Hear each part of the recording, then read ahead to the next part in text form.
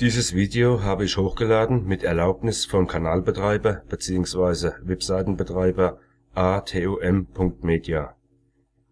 Alles, was ich, also Pathotopie, mit diesem Video zu tun habe, ist, dass ich 5 Teile heruntergeladen habe, diese zusammengefügt und wieder hochgeladen habe.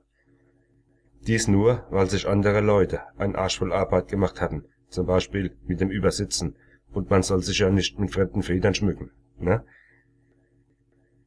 Die Original-Videobeschreibung ist unter dem Video zu sehen, und am Videomaterial ist nichts verändert. Ehre, wem Ehre gebührt.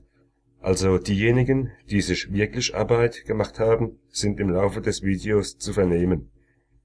Also dann, viel Spaß beim Zusehen und bis die Tage. This is not a view, this is not an opinion. This is not a theory. Not a theory, it is not a theory. What will be presented is not a theory, and it is not speculation. It is evidence. More than 40,000 images, hundreds of video clips, and a large volume of witness testimony. 500 pages of meticulous evidence. Dr. Judy Wood's book has proven what happened. Remember that you can know something. Not everything is a belief. Not everything is a theory. There's stuff that you can actually know and use it to move forward. She does not speculate, she does not theorize. She presents the evidence of what we actually see there. It is a subject of verifiable, empirically provable, irrefutable scientific knowledge. One thing about evidence is that it's there, it's truth. The evidence is always the truth.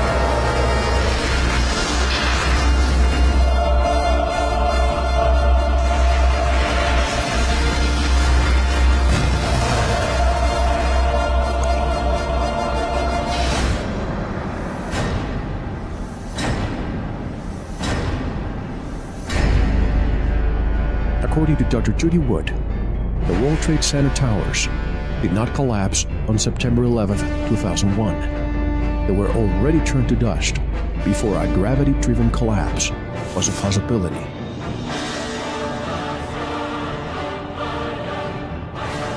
Where is all the rubble? There's no debris. Where the hell did these buildings go? Yeah. You're talking about 110-story buildings that fucking evaporate. Where did the towers go? When the towers went away, there was no S wave or P wave. It was only a surface wave. And you get that when you lift the buildings off the ground. You no longer have that weight there. It's gone.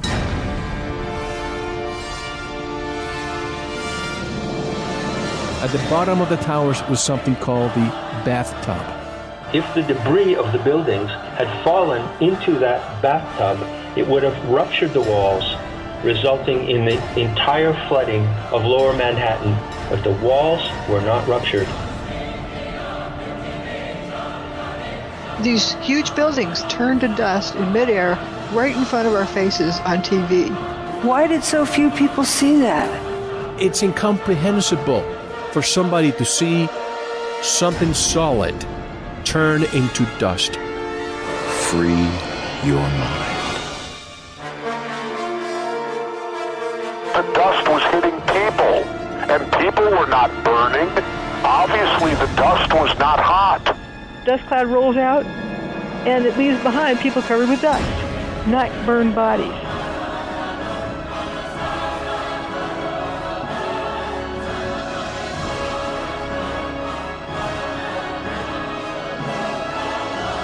Why not the trees? Why not the buildings? Why not the paper? How do you explain that? The cars burn, the paper doesn't? The alleged plane that we saw on the video went through the building like knife through hot butter, almost as if there was no resistance whatsoever. What I can say for certain is a normal airplane did not hit a normal wall. That's impossible. There were thousands, probably, of people in these buildings. Sure. Where are they? Where did they go? The remains of several hundred people were recovered from Ground Zero and ceremonially buried. But there was no trace left at all of over 1,500 who died. Remember the people who left the building early, they've been referred to as jumpers? I don't think they voluntarily jumped. How many people are we talking about? About 1,200. It was raining people. It appears that there's a lot of mass coming out of the building for hours. So basically it was disintegrating from the inside. Yeah. By 5:20 p.m. there wasn't enough mass left to slam to the ground. The walls were like an empty shell. At the World Trade Center, 50 times the normal levels of tritium were discovered. It's from some kind of nuclear reaction. This is the really weird thing, isn't it? There was a big hurricane on the morning of 9/11, just off the coast, and bizarrely, it seems, no one on the news mentioned it. This was recorded in Alaska. Ground-based magnetometers at 6 different locations. Yes. At precisely that moment, the Earth's magnetic field changed. He creates a static field, and within that static field, he interferes radio frequency signals. This interference is a different kind of physics.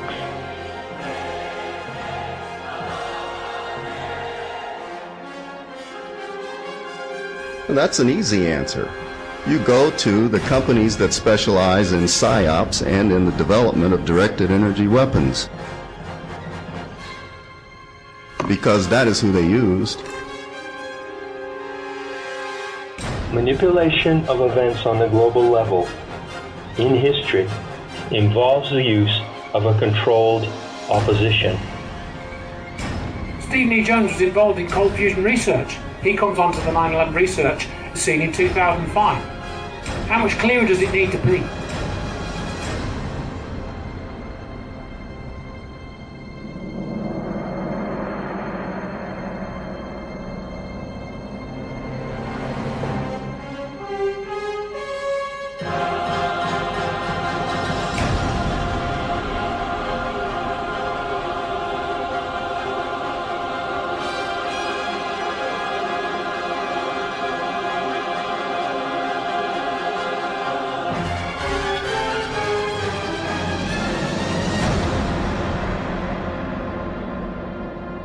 No one has ever done anything like this. That's why it's going to work. 9/11 proves the existence of free energy technology on this planet. With 9/11, everybody around the planet can know that free energy technology exists.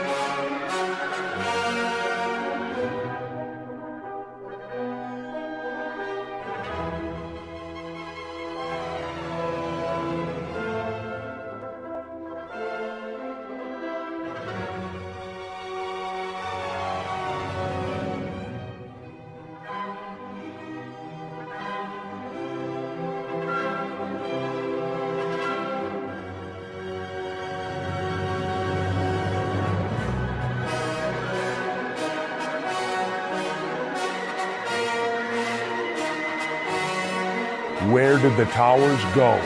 It's undeniable that the buildings went away. Where is all the rubble? It seems so flattened. If they had collapsed to the ground, you'd have a pile of debris that would correspond to 210-story buildings. That didn't happen. Where did the towers go? There ain't enough rubble. I mean, where are they? There's no debris. You just can't account for the missing material. Engineers at the firm that built the building's best guess to account for the missing 1,200 feet of material from each tower is that large portions simply vaporized. Now look at those pictures just hours after the event, and there was nothing there. You had a little bit of rubble, but you didn't have 210-story buildings piled up there. That's the part that's crazy. It's just that's all that's left. People who have been right down next to the base of what was the trade towers say there's virtually nothing left. Maybe a few flights of stairs, a few stories of one of the buildings. 110 stories at ground level. 110 stories at ground level. I've got a picture of Building 7 in the background still standing and fuming away. It went away at 5:20 that day. So we know it's before 5:20 on 9/11. You're looking straight over from West Street, and you should see a 110-story building blocking your view. But there's just nothing there, right down to the ground. There's an ambulance that was parked in front of Tower 1 on West Street. Okay. And Tower 1's not there anymore. But the ambulance is there. That should have been obliterated too, don't you think? Why isn't the ambulance crushed? It's obvious there's a big lack of material there. The north tower is right here. You see, you just have that shell of the facade there.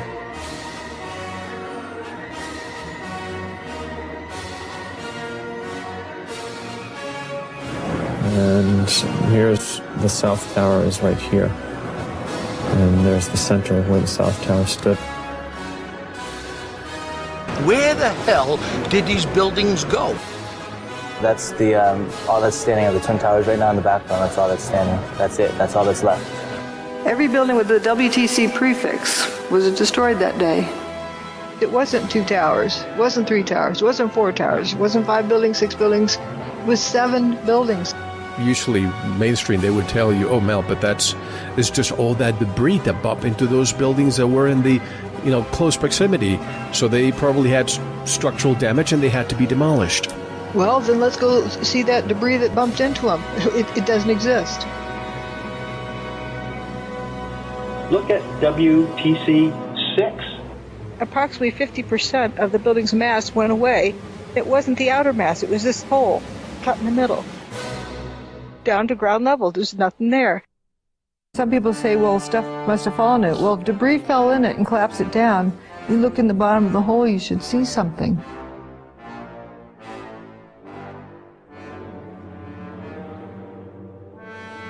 There wasn't much of anything left of the building. You don't see toilets, you don't see desks, you really don't see anything. Nothing that you would recognize as being part of something in an office. Aside from huge pieces of twisted steel from the towers, there was little that was recognizable in the debris. No one had ever seen anything like it. I mean, you didn't find a shard of glass, anything that looked like would be used by a person. You just didn't see. All there was powdered debris and metal. We're talking here about 43,600 windows, 600,000 square feet of glass, 200,000 tons of structural steel, 5 million square feet of gypsum, 6 acres of marble, and 425,000 cubic yards of concrete, turned in good part into a cloud.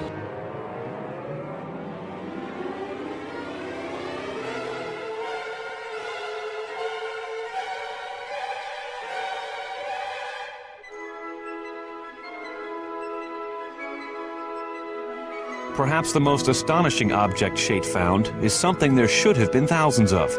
This one probably only survived because it was in the basement. It belonged to an ice cream store. You can see what remains of the file folders that were inside. It was the only file cabinet found. They were able to identify what store it was from, and they called up the store owner and said, "Hey, we got your money," and they gave them their money. When you have paper flying, but you can't see a toilet, a desk, or anything else. You had all this paper flying all over Manhattan, and yet in the rubble there wasn't one file cabinet wrecked or anything. I think they found one.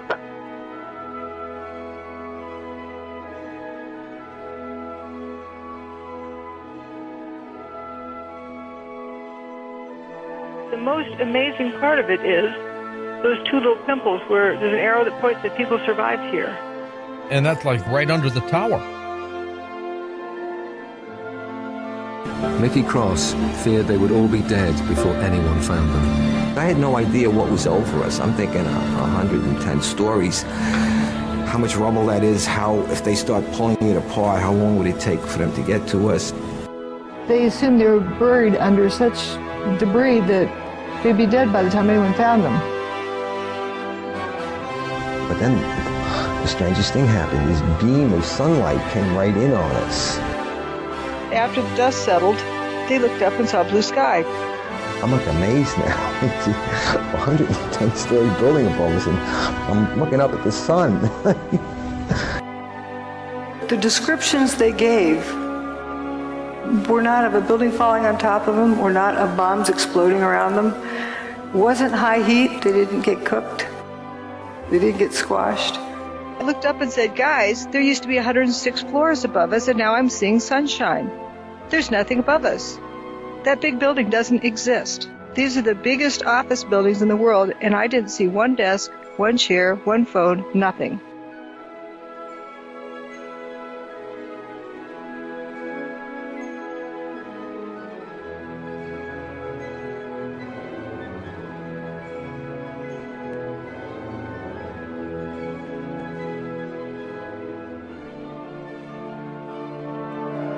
There's nothing much left. There's a few beams here and there, if you call them, but it's pretty much at ground level. Where did the towers go? Where did the towers go? Where did the buildings go? Where did the towers go? 10 years you've been looking at this evidence, and you've pinned it down, and where'd it go?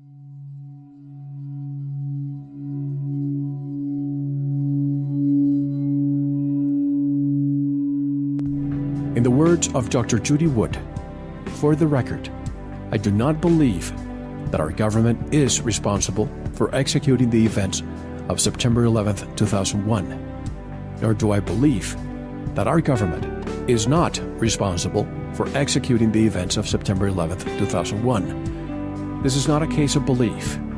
This is a crime that should be solved by a forensic study of the evidence." The popular chant, "9/11 was an inside job," is scientifically speaking no different from the chant that 19 bad guys with box cutters did it. Neither one is the result of a scientific investigation supported by evidence that would be admissible in court. Neither identifies what crime was committed or how it was committed. Dr. Judy Wood earned a PhD from Virginia Tech and is a forensic scientist and an engineer with over 35 years of experience in this very area. In the time since 9/11/01, she has applied her expertise to a forensic study of over 40,000 images, hundreds of video clips, and a large volume of witness testimony pertaining to the destruction of the World Trade Center complex. She's also the author of the book entitled "Where did the towers go? The evidence of directed free energy technology on 9/11. You do not push a belief. You basically are telling the reader to come to their own conclusion based on the evidence that you present. I don't ask anyone to believe me. I don't want them to. I want people to know it for themselves. I want people to understand what this is. Now we're talking about somebody with credentials, somebody with the experience to analyze this empirically. If what she's saying is true, and I went to your website and I was blown away from day one, how in the world is it that I don't know about her? I have over 30 years of experience doing forensic engineering and science. This is what I've trained to do my whole life. I could see that something wasn't right, but nobody else could. And they were so traumatized, they had their pitchfork in hand, ready to go get the witch. Something about Judy Wood is that she has a tremendous moral keel that must never, I think, be forgotten. I was just doing what is honest, what's true. You see a problem, and if you don't do anything about it, that's going to sit on your conscience, isn't it? She has been rigorously excluded from the 9/11 Truth Movement. You're not allowed to discuss Judy Wood's research anywhere, even in truth groups. It is censored. If I'm presenting bogus stuff, why is there so much effort spent in trying to destroy me? I have seen numerous attempts to debunk this woman, and they fail. And they fail because she is not dealing with anything other than what is there, right in front of our eyes. I only present evidence, and the evidence speaks for itself. Dr. Wood's argument is pure science. It doesn't contain an accusation. Dr. Wood is as independent as you can be. She's just a completely fiercely autonomous force. She's a nightmare for the control system, yes. That woman. My mother had told me not to look into 9/11 because she said, if you do, you won't have a career. And I said, if I don't, nobody will. We might not even have a planet. Are you now absolutely sure, beyond a shadow of a doubt, that some kind of directed energy technology contributed to taking down those buildings? Beyond a shadow of a doubt. We have to see with our eyes, not with what we're told to see. I can't think of anything more important for our civilization than this.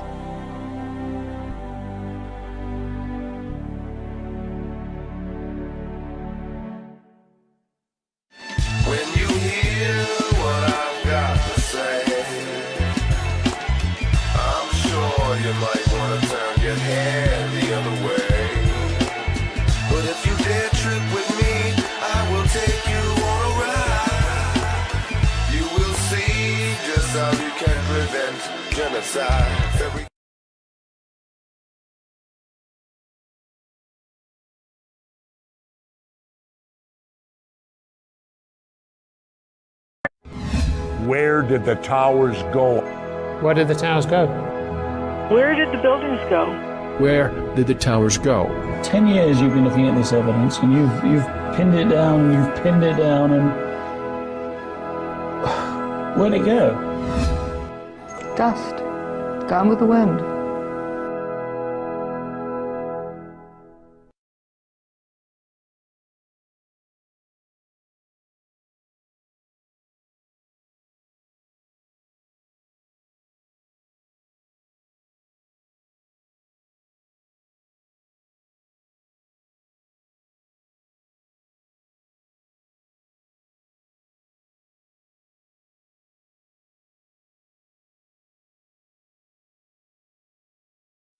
We're talking about the fact that most people see what they expect to see, what they want to see, what they've been told to see, what conventional wisdom tells them to see, not what is right in front of them in its pristine condition.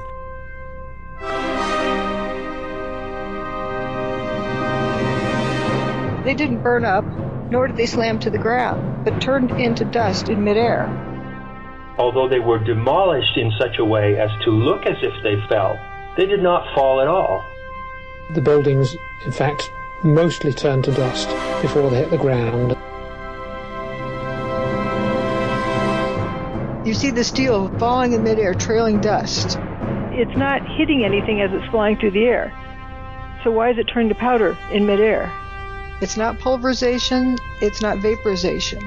I call it dustification. The buildings turn to dust.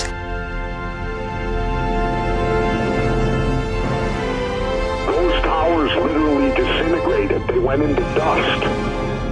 How could so much steel and concrete just vaporize? Did it all turn to dust? It's incomprehensible for somebody to see something solid turn into dust. The buildings turn to dust in midair. If you look at it, you can see that.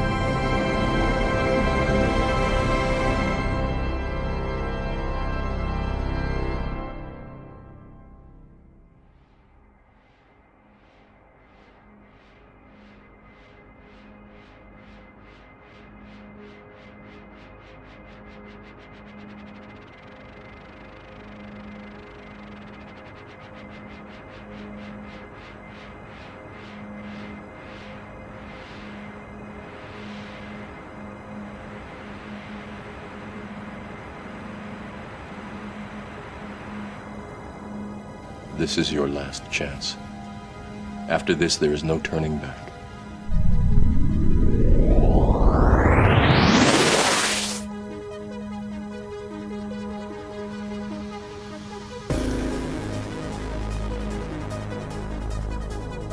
You have a steel beam flying through the air, and it's dissolving as it flies through the air. It's turning to dust, and it's not hitting anything. The building was not smashed to bits. So that's why pulverizing doesn't describe it. No explosions, no heat, no flames.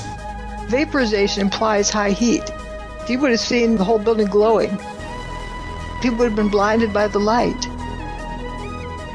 It's very dense dust. It initially blocked out all of the sunlight, 100% of the sunlight, so it was pitch black. You come to the realization that these pieces of material are becoming dust. They're frothing up into dust as they fall. And if you watch some of these pieces, you can actually see them turning to dust before they hit the ground.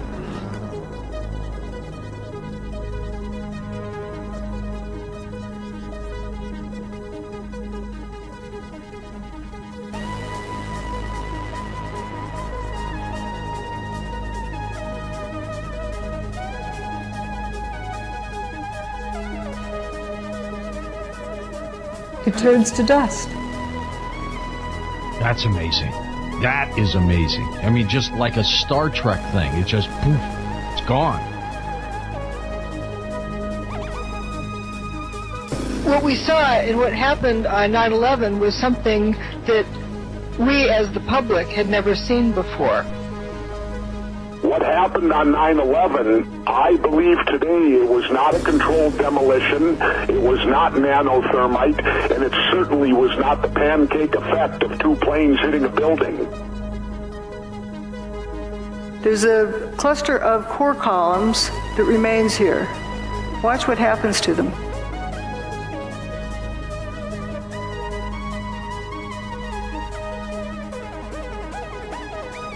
They just faint.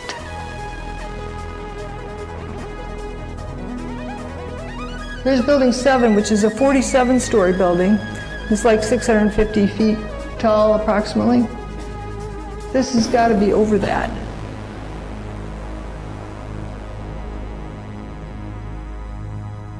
It physically disintegrates in front of your eyes.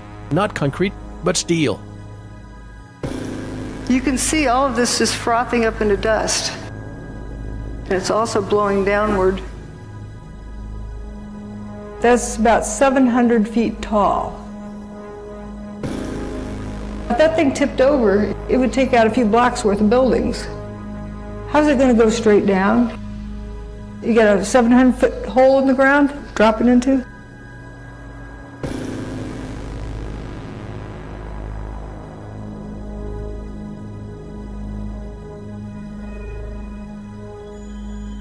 This video is of building 7. Notice it's one face and one face only that has this lather pouring out of it. If that's smoke, why is it one face only from ground to roof?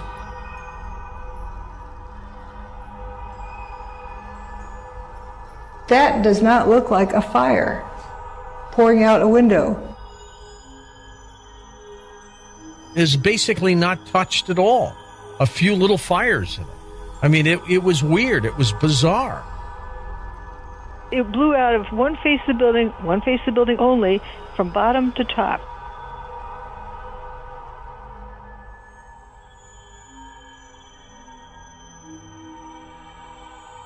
These windows are broken. If it was smoke from a fire and it really needed to get out, why isn't it coming out these windows? If there's a traffic jam, why does it take the path of least resistance? Notice it's spiraling around. And the wind that day was only like 7-8 miles per hour. It's not pushing out, it's being sucked out, it looks like. And that poured out of the building all afternoon for 7 hours. That's a lot of material. So basically it was disintegrating from the inside. By 5:20 p.m., there wasn't enough mass left to slam to the ground. The walls were like an empty shell. I wonder how many people out there listening to us right now are just dumbfounded, looking at each other.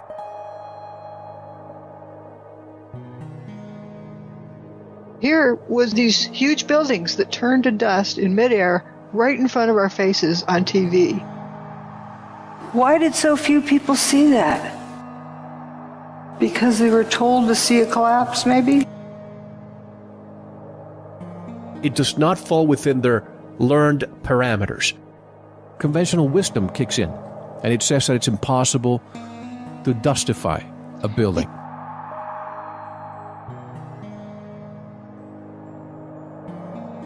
The buildings turned to dust before they even reached the ground. You can actually see this happening. You can watch any of the videos from the news channels. They all show the same thing. We thought we knew what we saw. A plane hitting the building should not turn the buildings into dust. We've got to start looking at this whole situation a lot differently than we have up until now. Free your mind. They just seem to crumble. This is not a theory. It is not speculation. The proof is staring us right in our face. Can you call that a collapse? The building didn't burn up, nor did it slam to the ground, but turned into dust in midair. The 110-story tower disintegrated in just 10 seconds.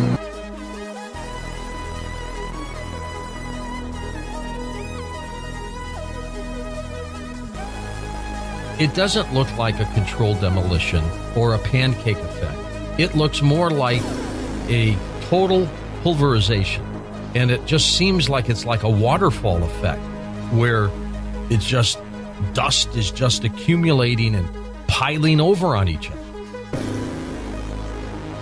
That's not a collapse. And it's not an explosion. It's a building frothing up into powder. This is 110 stories of building turning to dust in 10 seconds. It just seems to turn into dust.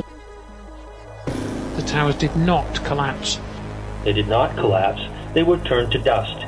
The towers were not brought down, but instead were turned into dust. We don't have a word in our vocabulary that describes that. So I've invented a new word, dustification. I kind of define it as the process of turning a solid structure into powder in midair. Dustified. There it goes. Wait a minute. That building's turning into dust in midair. Collapses don't do that.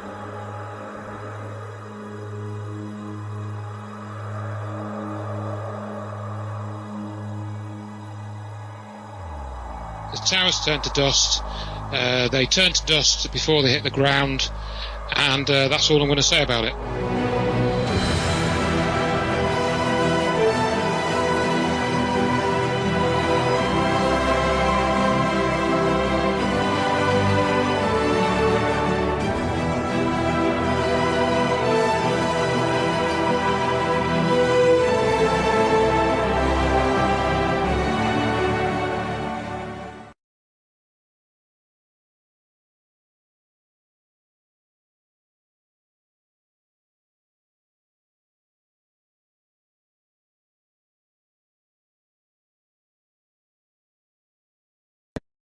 The problem that we confront is on that order of magnitude. It's too big for any one of us, but it is not too big for all of us working together.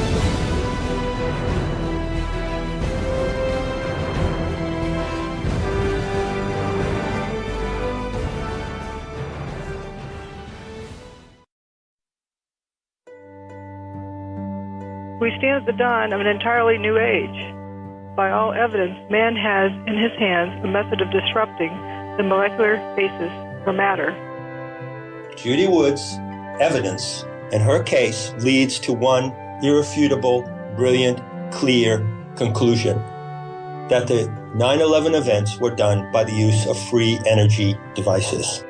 This is the big one. Dr. Judy Wood, what she's got on the table, it's the big one. It is the big one of the last 4,000 years of history. A Copernican moment, or a moment that's equivalent of the church trials of Galileo. What is being shown here is a paradigmatic change of equivalent enormity. If we can see that energy demonstrated destructively right in front of our eyes, just imagine what could be done with it if it were turned to peaceful purposes. The energy question is fundamental to everything. Once you have free energy, you can have as much clean water as you need, you can build as taller buildings as you need, you can have whatever propulsion systems that you need. If we have free energy, abundant energy for as much as anybody wants, somebody can use 10 times as much as the next person. It doesn't matter. Why fight about anything? There's no reason to even have wars, much less have to annihilate anybody. No need for silly jobs anymore. They wouldn't be necessary. Everybody would have all the heat and cooling and fuel and light and electricity they ever needed free. So society would have this paradigm-shattering shift. It will completely transform the nature of our society. It will change the whole geopolitical structure of the world. It is the single most dangerous thing to the existing status quo, is the energy issue.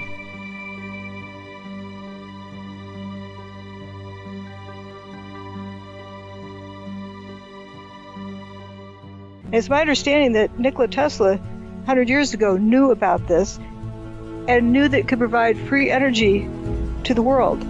But he also knew it could fall into the wrong hands and be used for evil purposes. So he didn't release it.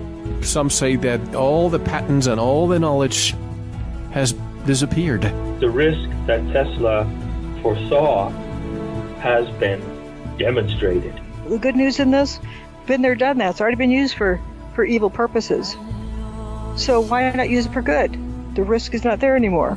This is the moment for our civilization to claim that technology and find it and bring it out. We don't have large-scale use of free energy technology, even though we know from this evidence that it's possible. Right now, when people develop free energy technology in the secrecy of their basement, they're suicided, something happens to them. Almost universally, these devices disappear. Developing something individually, one by one in your basement, isn't going to go anywhere. A key factor in getting to the solution is 9/11. Before 2001, people believed there was free energy technology available, but didn't have the conclusive evidence. It was always a vague feeling in your mind. Now, all you got to do is look at it. That's it. That's the biggest proof you're ever going to get, that it exists, and it exists on a very big scale. 9/11 proves the existence of free energy technology on this planet. 9/11 demonstrated that more clearly to more people if you study the evidence than anything else. Not many people have heard of Nikola Tesla in the wider scheme of things, but just about everyone in the world has heard of 9/11. So it's very, very dangerous to connect these ideas of 9/11 and the energy issue together and talk about the evidence which connects them. Free energy technology does exist. If that is known wide enough, everyone can develop it out in the open. Stop listening to the physicists and scientists who come out and tell us point blank in an authoritative manner that free energy physics and free energy technology is impossible. Just open your eyes and look. Look at what happened. There's no denying free energy technology exists. Due to 9/11 and due to what you have shown about 9/11, giving proof to the entire world that this energy exists, you've changed the odds of the game. If half the world read my book, you bet everything would change. It would undermine the power structure in all ways. We have been provided by a fuse to blow the 9/11 riddle right open, so that it blows a hole in the human psyche that we can move out of psychosis into a sane way of life. And the fuse is lit and it's burning. And that fuse is the work of Dr. Judy Wood. We can live happily and fruitfully and productively, or we can destroy the planet and die. Every last one of us, along with every living being on this planet. The important thing is for us to realize we have a choice and to help others realize that choice is ours.